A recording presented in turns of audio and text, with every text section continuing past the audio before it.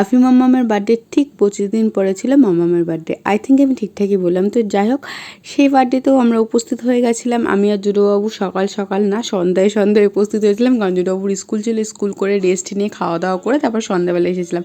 বৌদি আমাকে প্রথম থেকে বলেছিল কোনো প্ল্যানিং নেই, কেক কাটবো, ব্যাস কমপ্লিট। আমি তো সেই মতনই নর্মালভাবে আসলাম। তারপরে এসে দেখি এলাহি আয়োজন। যাই হোক, এখানে এবার সবাই ফটো চলছিল। আর এই ডেকোরেশনটা কিন্তু বৌদি করেছে, মানে আমরা বেলুন ফুলিয়ে একটুখানি হেল্প করে দিয়েছি, আর বৌদি মোটামুটি সবটাই করেছে। আর এখানে এই যে মামামের বন্ধু পার্টি চলে এসেছে, এখানে আশীর্বাদ পর্ব চলছে। আর বাচ্চারা এত ওরা না ফটো তুলতেই চায় না। তো তার জন্য আমি ফটো তোলাতে অত জোর দিই না, ভিডিও করে রাখি, পরে যাতে ওরা বড় হয়ে এই সমস্ত ভিডিওগুলো একটু দেখতে পারে। এটা হচ্ছে আমার ঠাম্মা।